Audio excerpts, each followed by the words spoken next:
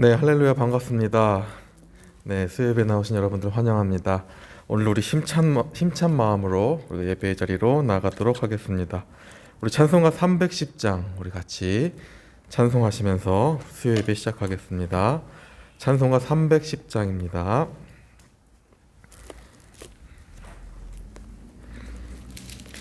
통일 찬송가 410장, 새 찬송가는 310장입니다.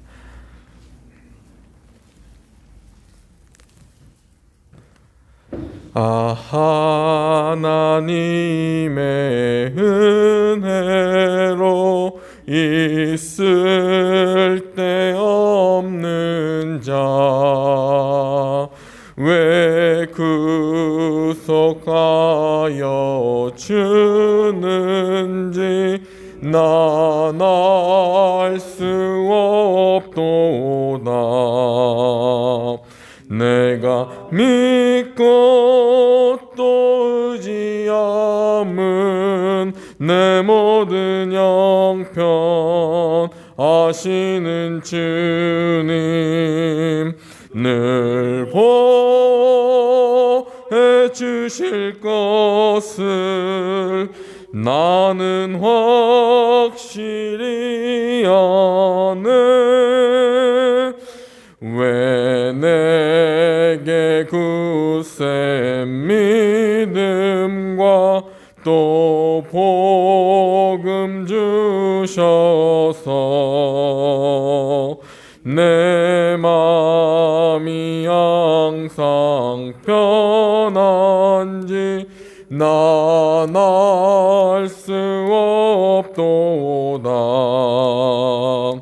내가 믿고 또 의지함은 내 모든 형편 아시는 주님 늘 보해 주실 것을 나는 확실히 아네.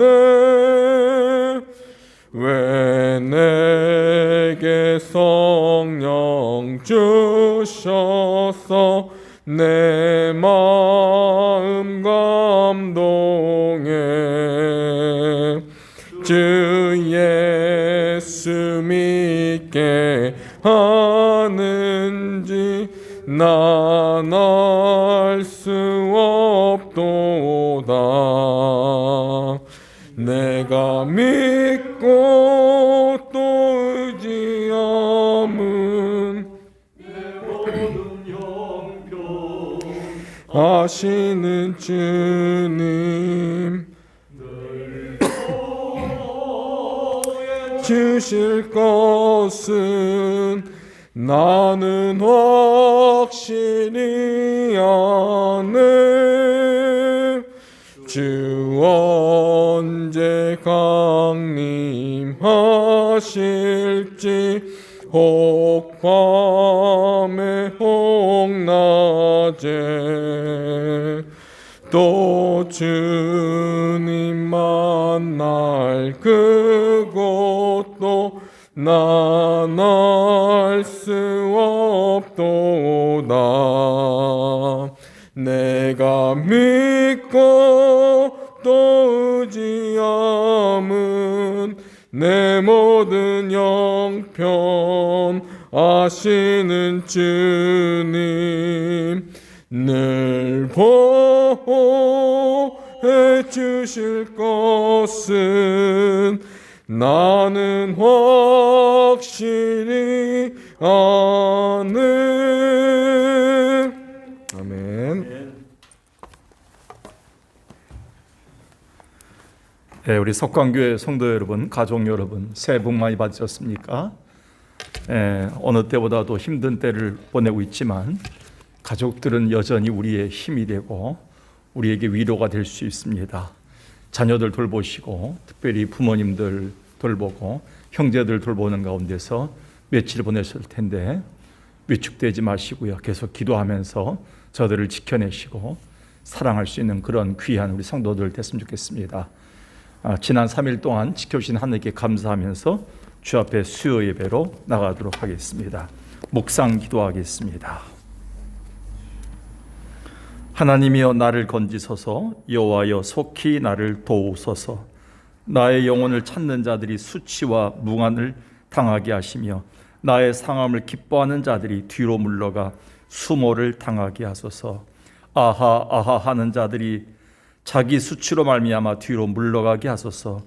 주를 찾는 모든 자들이 주로 말미암아 기뻐하고 즐거워하게 하시며 주의 구원을 사랑하는 자들이 항상 말하기를 하나님은 위대하시다 하게 하소서.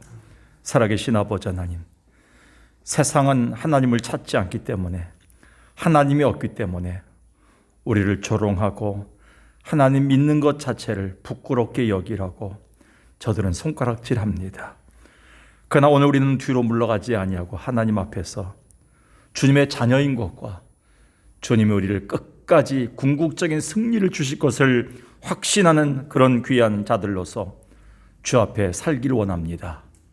지난 이제 3일 동안의 설 연휴를 마치고 이제 새로 시작하는 이제 내일 우리가 오늘 잘 준비할 수 있는 수요 예배가 되게 도와주시고 다시 한번 힘을 비축할 수 있는 복된 예배 되게 하여 주옵소서.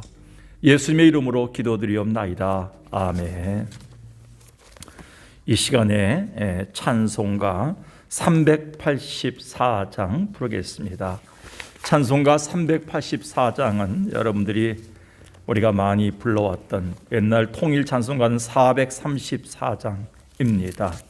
나의 갈 길 다가도록이죠. 새 찬송가 384장 예전에 쓰던 통일 찬송가 434장, 새 찬송가는 384장입니다. 이 찬송 고백 같이 나의 갈 길은 예수께서 인도하십니다. 나의 갈 길 다가도록 예수 인도하시니 내 주 안에 있는 긍휼 어찌 의심하리요. 믿음으로 사는 자는 하늘 위로 받겠네. 무슨 일을 만나든지 만사 형통하리라. 무슨 일을 만나든지 만사 형통하리라. 나의 갈 길 다가도록 예수 인도하시니 어려운 일 당한 때도 족한 은혜 주시네. 나는 심히 고단하고 영원 매우 가라나. 나의 앞에 반석에서 샘물 나게 하시네. 나의 앞에 반석에서 샘물 나게 하시네.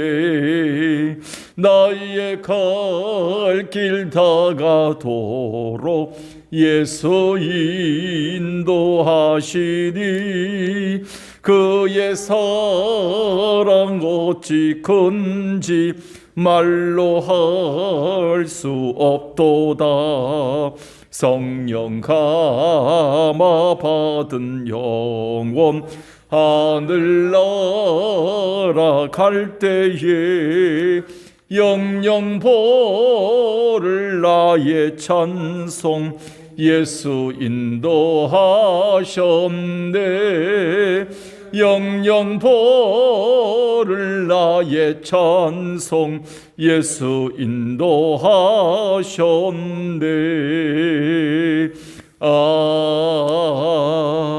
아멘. 이 시간에 우리 수요 기도회로 모였기 때문에 같이 한번 기도하겠습니다. 우리가 설을 지내면서 더욱더 느끼겠지만 우리가 언제부터 2만 명에 다가오는 우리는 확진자를 우리가 볼 것이라 생각했었겠습니까? 예측할 수 없는 세상에 살고 있습니다. 앞으로 10만 명 이상도 늘어날 수 있다 이렇게 얘기하는데 아마 설 이후에 이제 설을 보내고 온 사람들이 이제 검사를 하게 되면 몇만 명이 더 가까워질 것입니다. 코로나 이후에 코로나 확진자가 늘어나는 가운데서도 주께서 이 나라를 지켜주시고 경제와 사회, 문화, 학교 그리고 교회들을 지켜달라고 같이 하나님께 기도하고 이런 가운데서도 세상에 지금 전쟁을 일으키려고 하는 자들이 있고요. 자국의 이익에 따라서 위협을 하는 나라들이 너무나 많습니다. 젊은이들이 죽어갑니다. 테러를 일으키고 또 여러 가지 참으로 지도자들의 욕심 때문에 민족과 민족이 투쟁하며 죽어가는 자들이 너무나 많습니다. 이 세상에 하나님의 평화를 달라고 이 설을 맞이해서 하나님의 건강하심과 은혜, 안전하심의 은혜를 달라고 기도하고요. 이 민족에게 하나님께서 앞으로 우리에게 질서와 사랑, 그리고 하나님을 되찾을 수 있는 복된 신앙이 회복할 수 있는 민족이 되달라고 기도합시다. 나라 지도자들을 위해서 기도하고 무엇보다도 이 코로나 전국을 이끌어가고 있는 정부를 위해서 기도하고 그리고 앞으로 대통령 선거를 앞두고 있는 우리에게 지혜를 달라고 기도합시다. 같이 한 목소리로 기도하겠습니다. 살아계신 아버지 하나님, 우리가 한치 앞을 내다보지 못하는 세상에 살면서 또 코로나라는 이런 예측할 수 없는 질병에 걸려서 고통 중에서 2년 이상을 우리가 보냈습니다. 나라와 경제와 세상을 볼 때는 앞길이 참으로 불투명합니다. 코로나로 인해서 지금 모두가 죽어나가고 모든 것이 중지되고 힘들어가면서 인간의 연약함을 알고 있는 이때도 각국의 지도자들 속에는 또 욕심을 가지고 또 백성들을, 젊은이들을 전쟁터로 몰아놓고 저들의 참으로 전쟁의 위협을 하고 있는 그런 지도자들이 있습니다. 아버지 하나님, 이 세상에 자연재해가 많이 일어나고 있습니다. 우리가 그동안 파괴했던 이 자연을 통해서 또 하나님, 이 땅에 우리는 재앙을 받고 있습니다. 아버지 하나님, 곳곳에서 일어나고 있는 기상재해와 여러 가지 전쟁들과 테러의 위협들과 수많은 참으로 차별들과 이 모든 것들이 우리 가운데 위협의 요소가 되고 있습니다. 사탄 마귀는 배후에서 우리를 힘들게 만들며 교회까지 위협하고 있습니다. 가정을 무너뜨리고 있습니다. 학교를 저들이 참으로 다니지 못하게끔 만들고 있습니다. 교회 모든 상황을 갖다 어지럽히고 있습니다.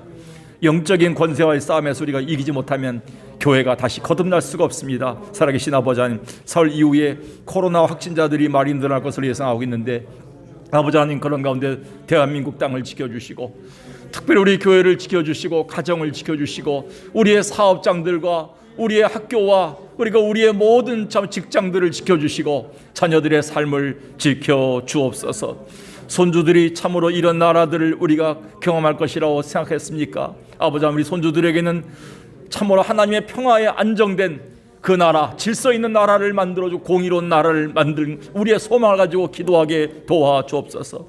무엇보다도 아버지 하나님, 이제 설 이후에 우리 가운데 흐트러졌던 마음들이 하나가 되어 영적으로 거듭나게 도와주시고 영적으로 부흥하게 도와주시며 교회들이 다시 기도가 살아나게 도와주시고 예배가 살아나게 도와주시고 어디서든지 하나님을 향해서 바랄 수 있는 하나님 제일주의가 일어나도록 인도하여 주시기를 원합나이다. 살아계신 아버지 하나님, 이 어려운 때 새 가족들이 무너지지 않게 도와주시고 청소년들과 다음 세대들이 하나님 없는 세상을 경험하지 않도록 저들에게 하나님 은혜를 주시옵소서. 저들을 지켜내고 영적인 가보인 하나님의 믿음을 이어갈 수 있는 복된 부모들의 결단이 있도록 도와주옵소서. 오늘 우리에게 이 명절의 마지막 날 하나님께 기도케 하시고 나라와 민족과 세상을 향해서 기도케 하신 은혜를 주님 감사합니다. 이 전염병을 종식시켜 주옵소서. 이 전염병의 끝이 보이게 도와주시옵소서.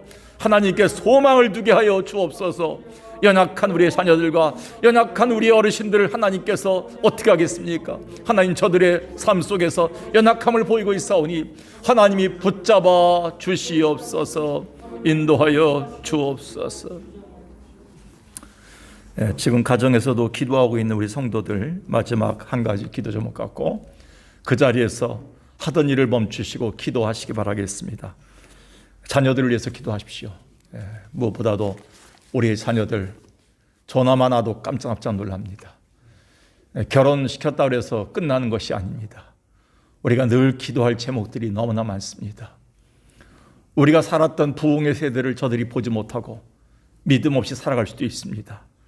영적인 계보가 끊어지지 않도록 기도하시고요. 무엇보다도 우리 교회 내 아프신 분들을 위해서 기도합니다.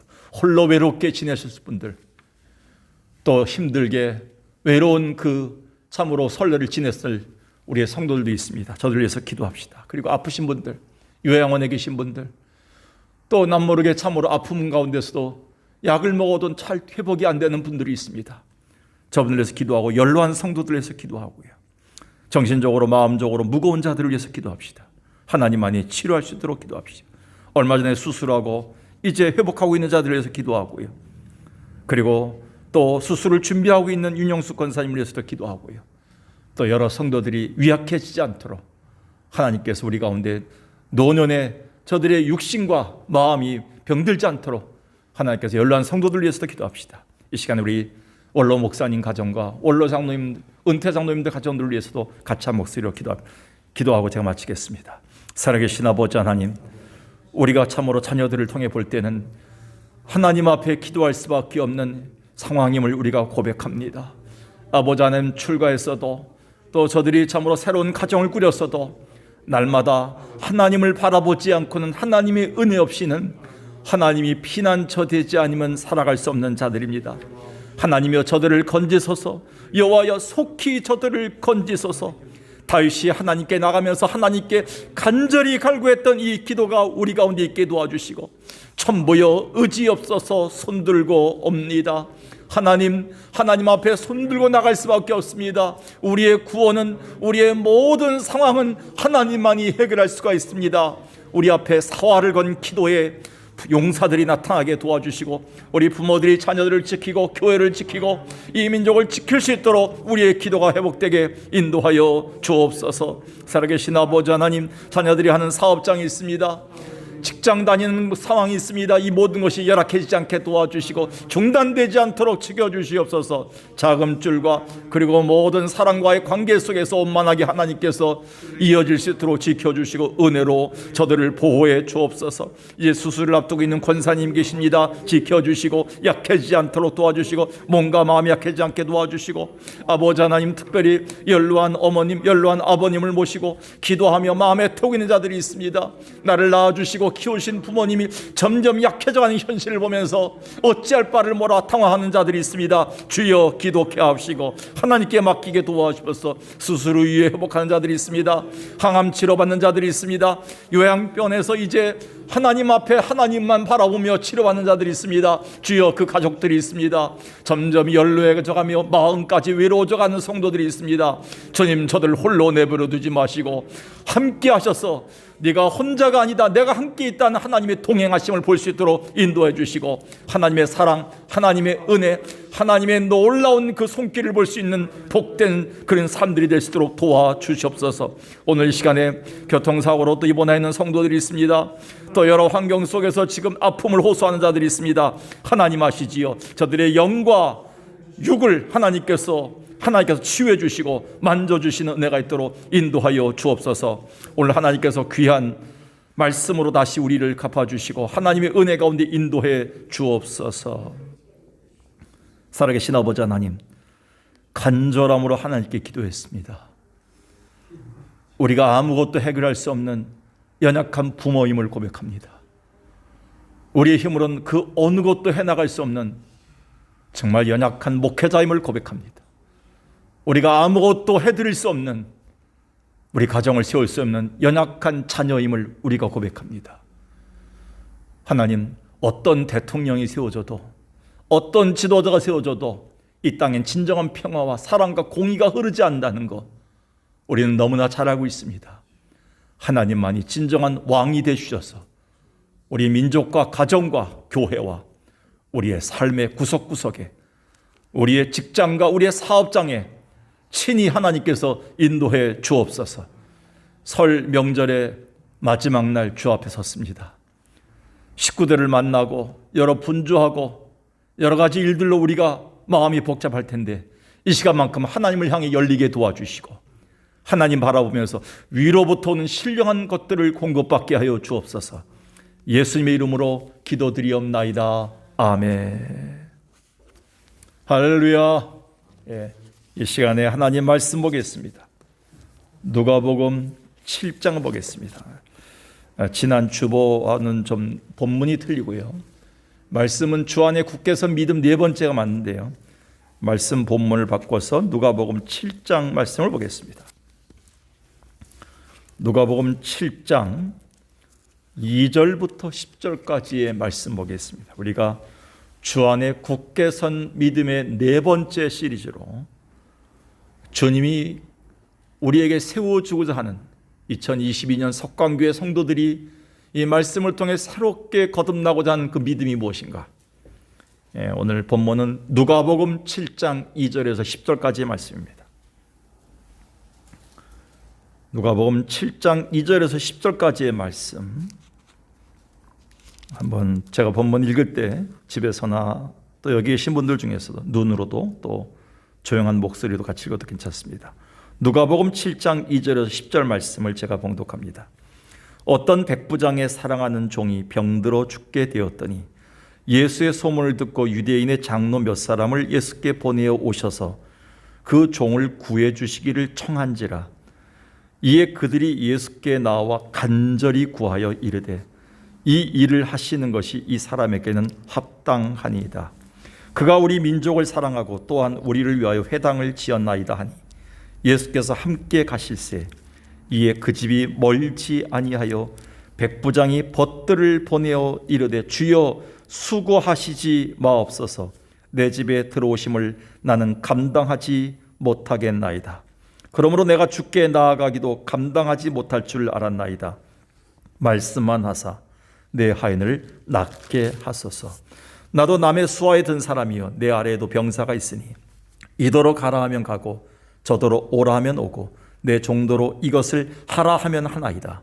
예수께서 들으시고 그를 놀랍게 여겨 돌이키사 다른 무리에게 이르시되 내가 너희에게 이르노니 이스라엘 중에서도 이만한 믿음은 만나보지 못하였노라 하시더라. 보내었던 사람들이 집으로 돌아가 보매 종이 이미 나아 있었더라. 아멘.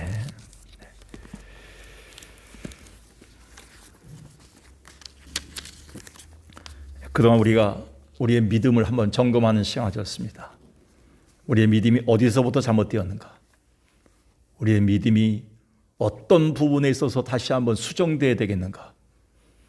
혹시 내가 알고 있는 하나님, 내가 믿고 있는 성경의 그 하나님이 성경에서 하나님이 말씀하시는 진리의 하나님과 무엇이 다른가?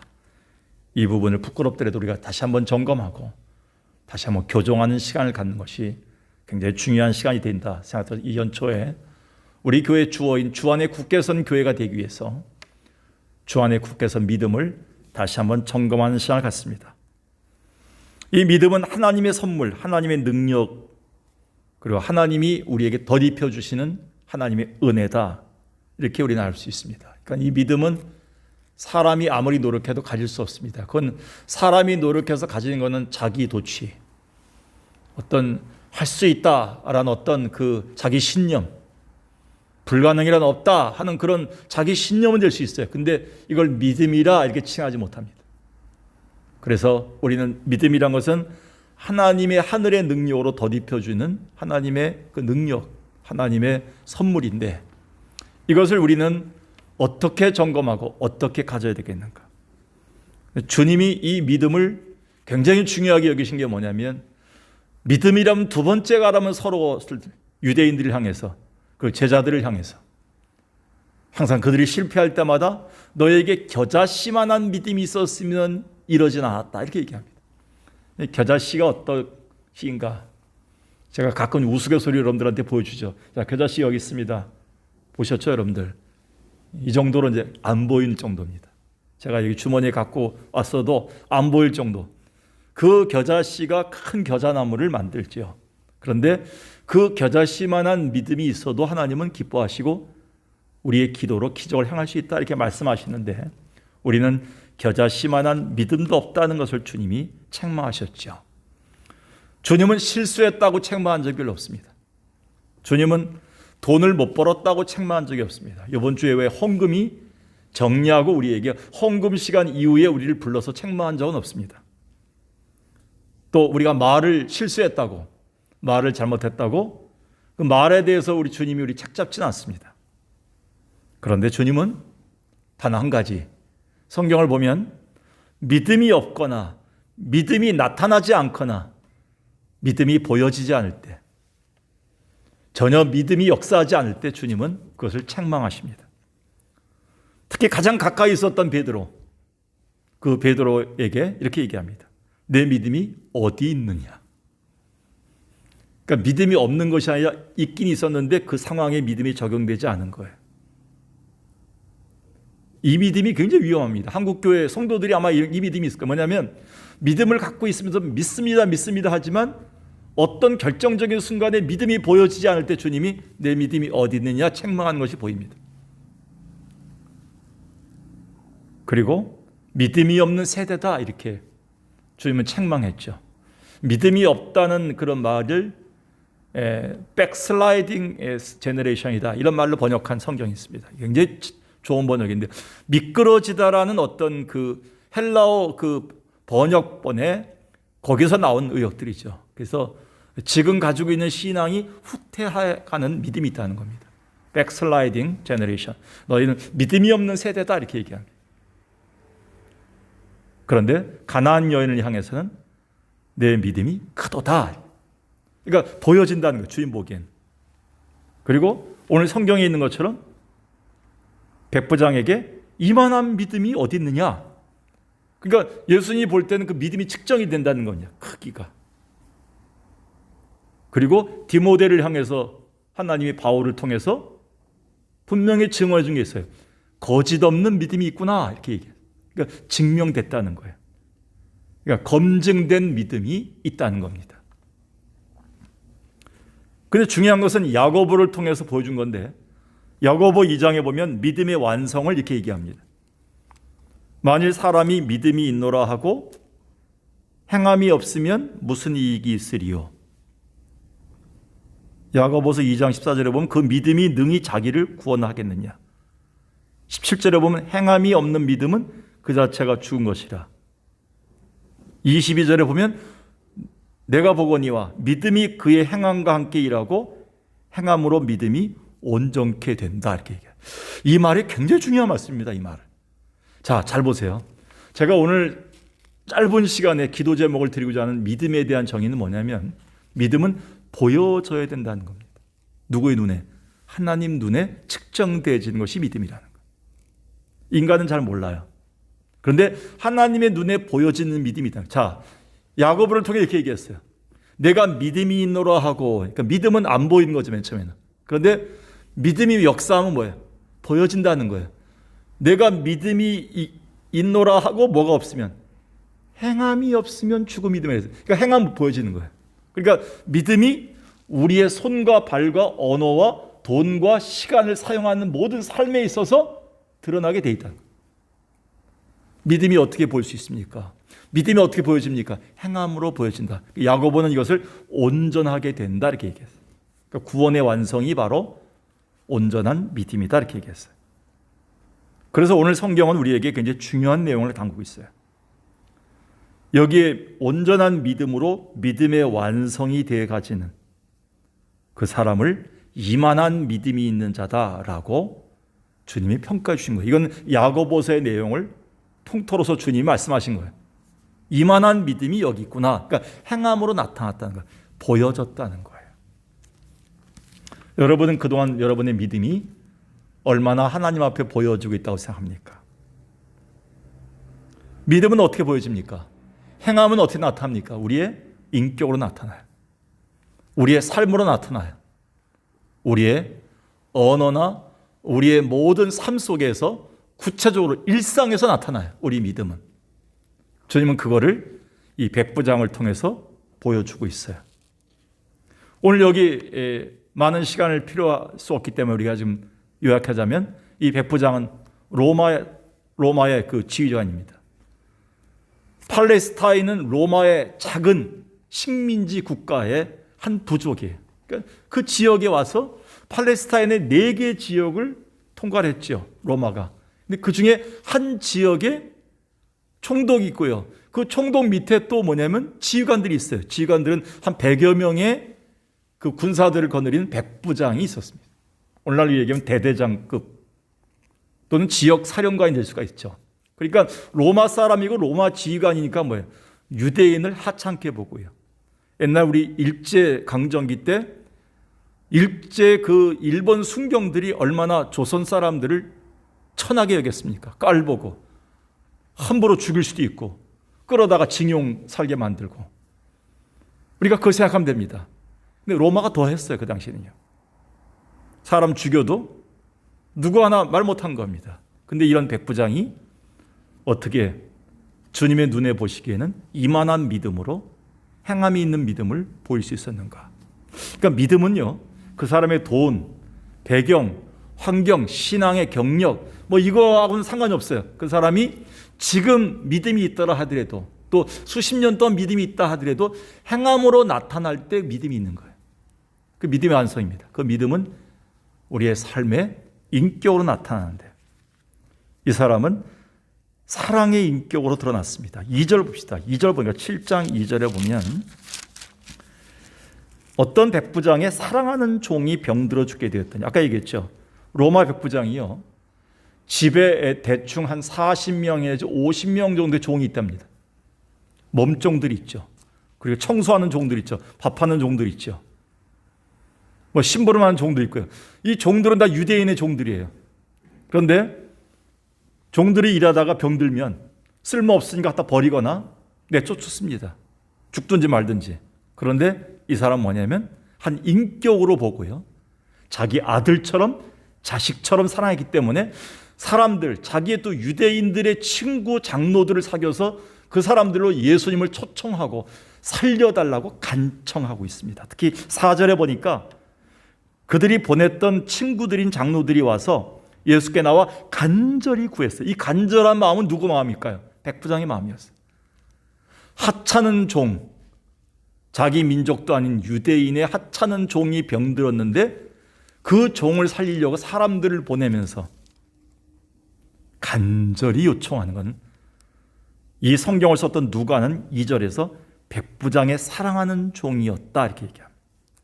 그리고 5절에 보니까 그가 우리 민족, 유대 민족을 사랑해서 회당을 지어줬다. 어떻게 점령군 장교가 다른 종교를 믿고 있는 식민지 나라의 종교인 그 기독교에, 그 유대교에 회당을 지어줍니까?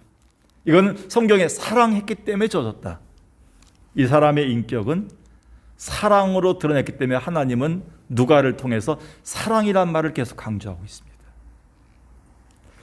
제가 요즘 코로나를 거치면서 점점 마음속에 느끼는 게 뭐냐면, 사랑이 드러나지 않으면 목회를 좀 하기 힘들겠다 이런 생각이 들었어요. 그래서 사랑이 안 나올 때가 많아요. 너무 힘들 때가 많아요. 억울할 때도 많고, 어느 때는 진짜 세상 말로는 포기하고 싶을 때가 많아요. 어떤 분들을 보면 이해하기 힘들 때가 많아요. 근데 끝까지 사랑하지 않으면 믿음이 있는 목회자가 되겠는가, 이 고민을 많이 합니다. 저는 우리 석관교회 성도들이 예수님 앞에 보여줬으면 좋겠어요. 석관교회는 이 지역에서 가장 오래된 교회입니다. 우리 교회가 다 알고 있어요. 이 정도 되는 교회면, 우리 교회 권사님들, 집사님 정도면 주님 앞에 보여지는 게 가장 첫 번째가 사랑의 인격이 되어야 된다고 생각해요. 우리가 너무 찬 공기가 난다든지, 조금 더 실수한 걸 용납 못한다든지, 품지 못한다든지, 내친다든지 한다면 하나님이 이 교회를 쓰실까요? 우리 쓰실까요? 나는 사랑의 인격이 드러나야 된다라고 얘기합니다. 또 한 가지는 보면요, 이 좀 6절 봅시다. 6절 7절에 보니까 예수께서 함께 가실 때 이에 그 집이 멀지 않아 백부장의 벗들을 보내어 이르되 주여 수고하지 마옵소서, 내 집에 들어오심을 나는 감당하지 못하겠나이다. 여러분, 백부장의 집에 청소가 말이 아니기 때문에, 늘 지저분하기 때문에 예수님 못 들어오게 했나요? 이 말 속에는 아주 주님 같은 높으신 분을 내가 어떻게 모실 수 있겠습니까? 말씀만 하옵소서, 듣겠나이다 하는 겸손함이 들어가 있어요. 시편 131편을 통해서 제가 다윗을 통해서 하나님 바라보는 자들의 인격에 대해서 말씀드린 적이 있습니다. 점점 시간이 지날수록 다윗은 높은 데 마음을 두지 않고 교만하지 않고 젖된 어린아이와 같이 어머니 품의 평안을 누리겠다 이렇게 얘기했죠. 우리의 시간이 지나면서 드러나는 인격은 예수님 닮은 인격입니다. 그것은 겸손함입니다. 하나님께 나아갈 가치가 없는 자라고 얘기합니다. 7절에 보니까 나는 주께 나아가기도 감당하지 못할 줄 아는나이다. 자기의 부족함을 백부장은 알았어요. 거룩하신 하나님의 아들 앞에 죄 많은 민족인 로마의 장교로서 그동안 저질렀던 행악들을 이제야 회개하는 마음이지만 그는 자기의 죄인됨을 고백하면서 그는 자기 종을 고치는 주님의 그 영접을 할 때 아주 겸손한 인격을 보여주었다는 것이죠. 백부장은 사람을 보내면서까지 자기의 겸손함을 보입니다. 우리의 믿음이 행함으로 나타나는 것이 굉장히 중요합니다. 그래서 겸손을 이렇게 정의했습니다. 입에 자갈을 물리고 아무 말이나 내뱉지 않는 것이다. 또 겸손은 자기를 낮추고 자기를 짓누르고 자기가 괴로움을 당하더라도 남을 괴롭히지 않는 것이다. 이 정의를 참 잘했던 것 같아요. 그러니까 겸손은요, 나와 가장 가까이 있는 사람에게 행하는 말, 행동, 그리고 자기의 감정을 어떻게 드러나고 있는가 속에 드러날 수 있다는 겁니다. 자기가 괴로우면요, 대부분 옆에 사람 괴롭힙니다. 안 그런가요? 저만 그런가요? 우리가 힘들면 바로 옆에 사람이 아주 피해를 많이 봐요. 같이 우리가 처음 결혼했을 땐 애들한테 막 우리가 막 전가할 수가 있어요. 책임을 갖다. 우리의 감정이 막 드러날 수 있어요. 아이들이 크면서 그게 상처가 되는 것이죠. 그래서 베드로전서 5장 5절 이후에 보니까 서로 겸손으로 허리를 동이라 하나님이 교만한 자를 대적하시되 겸손한 자에게 은혜를 주신다 이렇게 얘기했어요. 이 겸손은 말로 나타나고요. 행동으로 나타납니다. 그래서 우리의 삶 속에서 마치 우리가 백부장이 가졌던 이 인격을 갖는 것은 하나님 보시기에는 정말 보여지는 완성된 믿음임을 가르쳐 주는 것이죠. 이 백부장은 아주 말 한마디에 그리고 전했던 말 한마디에 예수님의 마음을 기쁘시게 했어요. 그건 겸손이 배어있는 말이었어요. 그리고 친구들을 보내서 영접하는 이 모습 속에서 겸손함이 나타났어요. 여러분, 어떻게 로마 백부장이 까다롭기로 소문나고 로마인들과 원수관계에 있었는데 유대인들이 어떻게 유대인의 장로들이 친구가 될 수 있었을까요? 그래서 굉장히 큰 참으로 사건이 아닐 수 없습니다. 이것은 뭐예요? 한번 여기가 따라할 수 있으면 따라할 수 있을 텐데 겸손의 사람이 있는 곳에는 믿음의 친구들이 모여든다. 예, 성경의 이야기입니다. 백부장의 이야기입니다. 겸손의 인격을 가지고 있으면 모이지 말라 해도 그리고 오지 말라 해도 위기 당하고 어려울 때 모여들게 돼 있는 것이죠. 주변 사람들이. 그래서 예레미야는 자기 자신을 위기에 처한 그 나라 앞에서 어린아이로 낮춥니다. 나는 아이입니다. 주여 말씀하옵소서 이렇게 얘기합니다. 그리고 아브라함은 소돔과 고모라 성의 멸망 앞에서 기도하면서 자기는 티끌과 같다 이렇게 얘기합니다. 하나님 티끌과 같은 저를 보시고 이 성을 구원해 달라고 기도합니다. 바울은 점점 시간이 지나면서 나는 사도 중에 지극히 작은 자다. 그리고 성도 중에 지극히 작은 자다. 마지막 결정적으로는 난 죄인 중에 괴수로다. 그는 시간이 지나면서 점점 기도가 깊어지면서 점점 사도로, 성도로, 그리고 죄인으로 바꿔가면서 자기 자신을 겸손으로 낮춰갑니다. 우리의 삶은요, 우리의 겸손의 인격으로 나타납니다. 마지막으로요, 말씀에 대한 순종으로 드러나게 되어 있는 것이 참 믿음이다 이렇게 얘기합니다. 한번 성경의 6절부터 다시 볼까요? 6절에 보니까 이렇게 얘기합니다. 예수님 들어오지 않아도 됩니다. 수고하지 마옵소서 하면서 이렇게 얘기합니다. 7절에 말씀만 하사 내 하인을 낫게 하소서. 내가 남의 수하에 있고 내 밑에 수하에도 또 종들이 있는데 명령 한마디면 다 되는 세상입니다. 주님이 나보다 높습니다. 대자되신 주님이 말씀하시면 제가 그대로 듣겠나이다. 주님이 여기에 너무 감동하신 것 같아요. 마지막 이 마디에 이만한 믿음을 본 일이 없다. 우리의 그 믿음이 하나님 앞에 보여지는 것, 하나님을 역사하게 만들고 하나님을 감동케 만드는 그 믿음은 뭡니까? 이만한 믿음이 뭡니까? 말씀에 대한 순종 여부에 있습니다. 그러니까 말씀을 어떻게 순종하느냐에 우리의 삶에 믿음이 보여지냐 안 보여지냐가 차이 난다는 것이죠. 기독교는 말씀의 종교입니다. 말씀에 대한 순종함으로 이루어졌습니다. 순종이 제사보다 낫습니다. 100번 주일 예배를 드리는 것보다 한 번 말씀에 순종하는 것이 낫다는 그런 것이 기독교의 핵심입니다. 이 말씀이신 예수가 이 땅에 오셨습니다. 하나님이셨죠. 그분이 말씀이 되어서 이 땅에 빛으로 오셨고 그리고 우리 가운데 진리로 오셨습니다. 말씀이 육신이 되셨습니다. 그러니까 우리는 뭐예요? 말씀에 대한 순종이 나타나는 것은 당연한 것입니다. 예수에 대한 순종이고 하나님에 대한 순종일 수 있습니다. 말씀 한마디로 죽은 나사로가 살아났듯이 말씀에 대한 순종은 죽어가는 자를 다시 돌아오게 만듭니다.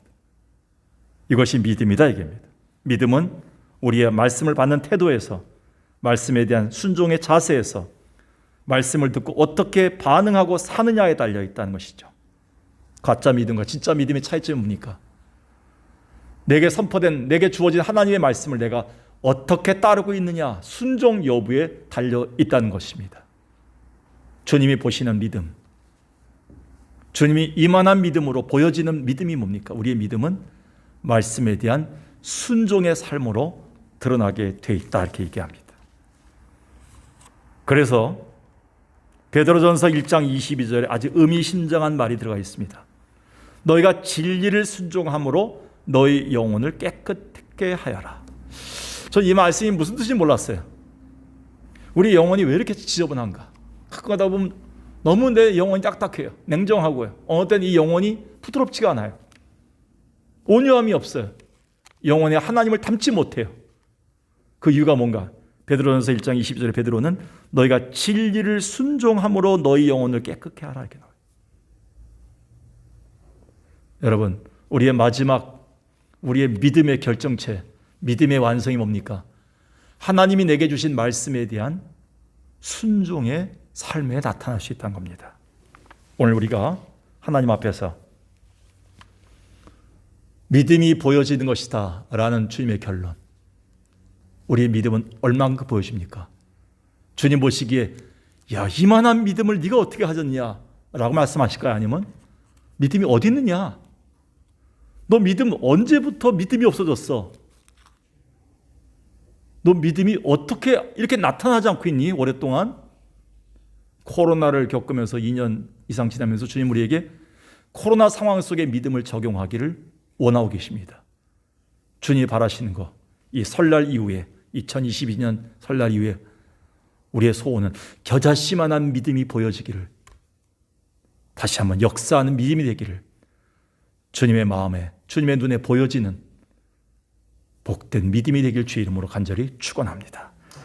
같이 한번 기도하겠습니다. 간단하게 기도합시다. 하나님, 보여지는 믿음, 하나님 보시기에 흡족한 믿음의 완성된 모습이 나타나게 없어서 특히 사랑의 인격으로 겸손한 주님 닮은 모습으로 그리고 말씀에 순종하는 모습으로 드러나길 원합니다.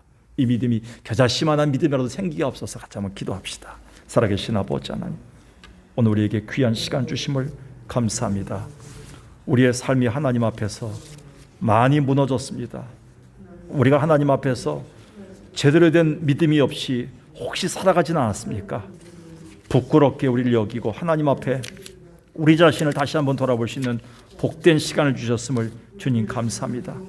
오늘도 하나님 앞에서 보여지는 믿음, 사람에게 보여지는 어떤 그런 쇼가 아닌 하나님 앞에 보여진 진실한 믿음, 거짓 없는 믿음, 하나님만 볼 수 있는, 하나님만 감동할 수 있는 믿음이 우리 가운데 있어지게 인도하여 주옵소서.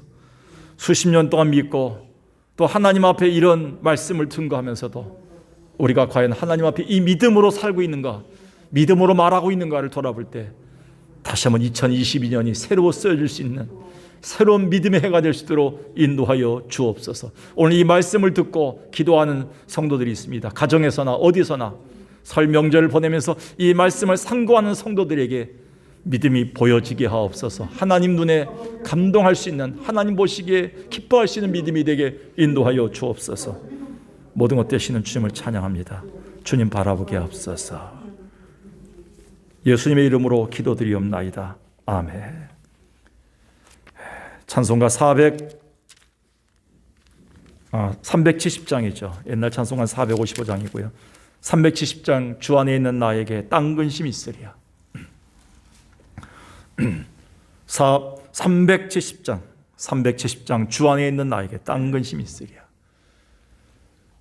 이전 찬송가는 455장입니다. 새 찬송가는 370장. 주 안에 있는 나에게 딴 근심이 있으랴. 십자가 밑에 나가 내 짐을 풀었네. 주님을 찬송하면서 할렐루야 할렐루야. 내 앞길 멀고 험해도 나 주님만 따라가리. 그 두려움이 변하여 내 기도 되었고, 전날의 한숨 변하여 내 노래 되었네. 주님을 찬송하면서 할렐루야 할렐루야. 내 앞길 멀고 험해도 나 주님만 따라가리.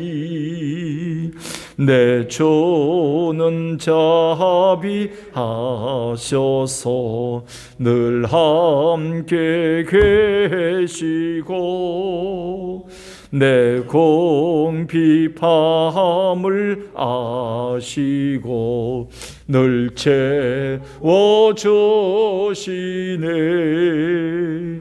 주님을 찬송하면서 할렐루야 할렐루야. 내 앞길 멀고 험해도 나 주님만 따라가리. 내 주와 맺은 언약은 영불변하시니. 그 나라 가기까지는 늘 보호하시네. 주님을 찬송하면서 할렐루야 할렐루야. 내 앞길 멀고 험해도 나 주님만 따라가리. 올해 이 찬송을 얼마나 많이 부르겠습니까? 우리가 주안의 국계성 교회가 되기 위해서 이 찬송 310장을 계속 많이 부를 겁니다. 이 찬송가가 많이 우리 귀에 또 입에 익혀져서 우리가 늘 찬송의 삶이 됐으면 좋겠습니다. 광고는 우리가 크게 할 건 없고요. 설 이후에 우리의 신앙을 잘 관리해 주시고요. 그리고 여러분의 건강을 잘 관리해 주시고, 코로나 확진이 되지 않도록 여러 면에 여러분들이 조심해 주시기 바라겠습니다. 주일 예배에 또 이제 여러 조심스럽게 보실 분들은 집에서 예배를 처음부터 마지막까지 방해받지 않은 장소 드려주시고, 교회 오신 분들은 1, 2부 예배 때 철저한 방역을 하시고 오셔서 거리 두기 하시는 가운데서 예배를 드려주시기 바라겠습니다. 아까도 말씀드렸지만 우리 다음 주에 이제 윤영숙 권사님이 다리 수술을 들어가시는데 연약해지지 않도록 몸을 잘 준비하시도록 기도해 주시고요. 또 교통사고로 입원하신 김영술 집사님이나 또 수술을 위해 치료하고 계신 김영자 권사님, 또 신유선 성도님, 또 우리 그 외에 이제 이종순 집사님, 또 이제 요양병원에 계신 우리 조강욱 장로님이나 이희재 집사님, 그리고 집에 계서 김춘자 권사님 비롯한 여러 성도들 아픔 가운데 많이 있습니다. 같이 돌아볼 수 있는 복된 기도가 되기를 바라겠습니다. 이 시간에 주님 가르친 기도로 수요 예배를 마치겠습니다. 하늘에 계신 우리 아버지여, 이름이 거룩히 여김을 받으시오며 나라의 마오시며 뜻이 하늘에서 이룬 것 같이 땅에서도 이루어지이다. 오늘날 우리에게 일용할 양식을 주옵시고 우리가 우리에게 죄진 자를 사하여 준 것 같이 우리 죄를 사하여 주옵시고 우리를 시험에 들게 하지 마옵시고 다만 악에서 구하옵소서. 대개 나라와 권세와 영광이 아버지께 영원히 있사옵나이다. 아멘. 아멘.